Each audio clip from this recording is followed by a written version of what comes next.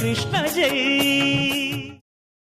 ఋత్విక్కులు ఈ నలుగురు కలిసి వేదమంత్రాలతో పిలుస్తారు. అన్నం పెట్టడం యజమాని పెడతాడు, యజమాని బయట వేరే ఉంటాడు, వీళ్ళ నలుగురు మంత్రభాగం చెప్తారు. కానీ సత్రయాగంలో అలా ఉండదు. ఎవరు మంత్రభాగం చేస్తున్నారో ఆ నలుగురే యజమానులుగా ఉంటారు. అంటే అది 12 సంవత్సరాలు చేస్తారు. 12 సంవత్సరాలు యజ్ఞం చేస్తూ ఎంతమంది భోజనానికి వస్తే అంతమందికి భోజనం పెట్టాలి. అయ్యా ఇంకొంచెం వేసుకుంటారా, ఇంకొంచెం తింటారా అన్న మాటలు వినపడుతూ ఉండాలి. అంత పెద్ద అన్నదానం జరుగుతూ ఉండాలి. అంత ఆవు నెయ్యి అగ్నిహోత్రంలో వెయ్యాలి, అంత హవిస్సు ఇవ్వాలి. ఆ హవిస్సు యొక్క శేషాన్ని యజమాని పుచ్చుకుంటాడు. ఇలా 12 ఏళ్ళు చేస్తే సత్రయాగం అంటారు. దీర్ఘసత్రం అంటే 1000 ఏళ్ళు కూడా చేస్తారు.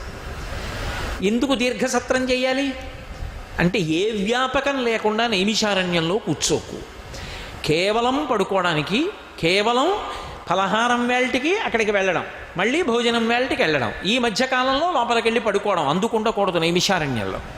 నైమిషారణ్యంలో ఎందుకు ఉండాలి అంటే ప్రయత్నపూర్వకంగా భగవత్ కార్యం చేస్తూ ఉండాలి.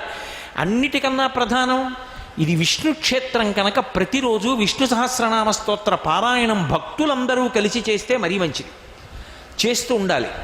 చేస్తుంటే అది భగవంతుని యొక్క ప్రీతికి కారణమవుతుంది. కాబట్టి దీర్ఘసత్రం చేస్తున్నారు శౌనకాది మహర్షులు. అది 1000 సంవత్సరముల వరకు చేస్తారు. ఎందుకు అలా చేయడం అంటే దానికి ఒక కారణం ఉంది. అలా ఎందుకు చేస్తారంటే యజమానిగా ఉన్నవాడు యజ్ఞశేషాన్ని తినాలి.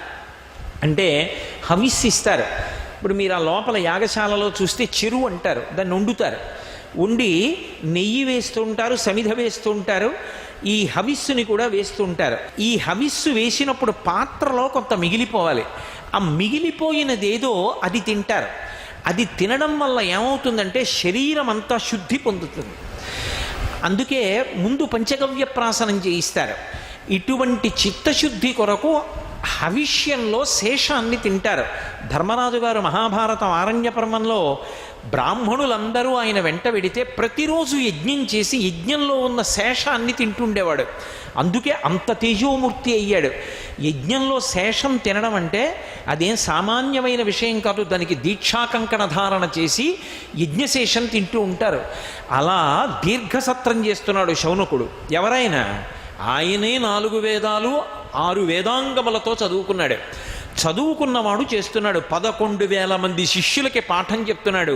11,000 మంది శిష్యులకి అన్నపానాదులు ఆవాసం ఇచ్చాడు. 88,000 మంది ఋషులు చుట్టూ చేరారు.